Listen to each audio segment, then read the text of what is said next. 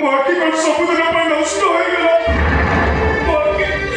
ମୋ ଆଖି ଆଉ କ'ଣ କେବେ ଭଲ ହବନି ନା। ତୁ ବ୍ୟସ୍ତ ହଉନି, ଆମ ପ୍ରତି ଭଗବାନ ଏତେ ନିଷ୍ଠୁର ହେବେନି।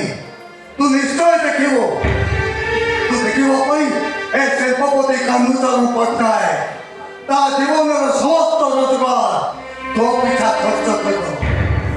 ଶୁଣ, ଏବେ କମ୍ପାନୀରୁ ଫୋନ୍ ଆସିଥିଲା, ମୁଁ ଏବେ ନିହାତି କମ୍ପାନୀକୁ ଯିବାକୁ ପଡ଼ିବ।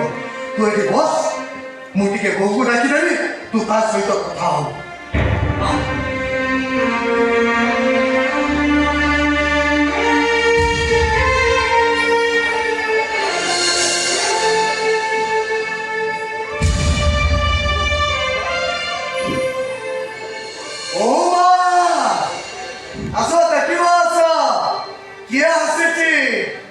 ମୋ ସାନ ପୁଅ ଚନ୍ଦନ ଆସିଛି।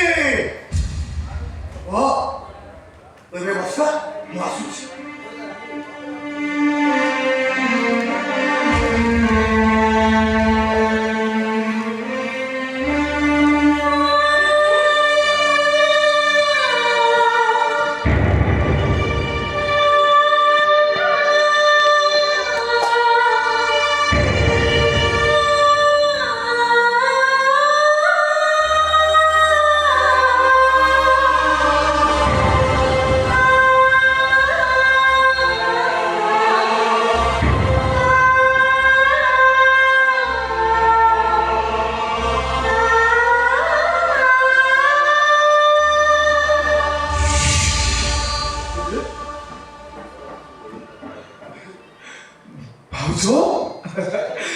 କ'ଣ ମୋ ସହ କଥା ହବନି?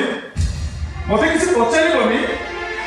ଭାଉଜ, କିଏ ଜାଣିଥିଲା ହଠାତ୍ ମୋର ଏମିତି ଗୋଟେ ଆକ୍ସିଡେଣ୍ଟ ହବ ବୋଲି? ଭାଉଜ, ମୁଁ କିଛି ନ ଦେଖି ପାରୁଥିଲେ ବି ମୁଁ ଠିକ ଅନୁଭବ କରିପାରୁଛି। ତମେ ନିଶ୍ଚୟ ମୋ ପାଖରେ ଅଛ, ମାନେ ଏଇଠି କୋଉଠି ଅଛ? ଭାଉଜ,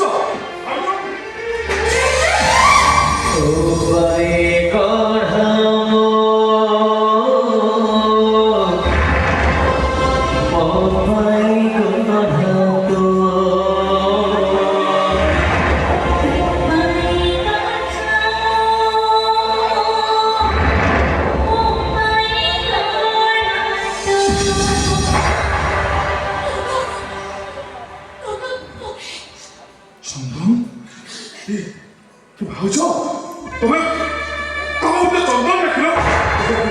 ଭାଉଜ, ଡାକିଲ ଆଉ ଥରେ ତମେ ମତେ ଚନ୍ଦନ ଡାକିଲ। ଭାଉଜ, ଆରେ ଡାକ ମନା କହୁଛି। ମୁଁ ପଚାରୁଛି ତମେ କିଏ? ଆରେ ମୁଁ ପଚାରୁଛି ତମେ କିଏ? ସବୁ ବଡ଼ ସ୍ୱାର୍ଥ ଦୀପ ଅଗ୍ନିକୁ ସାକ୍ଷୀ ରଖି ମୁଁ ତମ ଭାଇକୁ ବାହାରି ସାରିବା ପରେ ତମେ ମତେ କ'ଣ ବୋଲି ଡାକିବ? କ'ଣ ବୋଲି ଡାକିବ ତମେ ମତେ? ଭାଉଜ,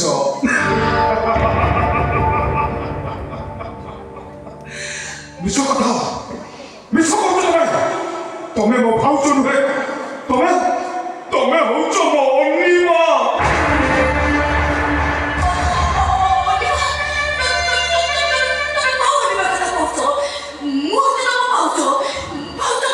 ମିଛ କଥା, ମିଛ କହୁଛ ତମେ।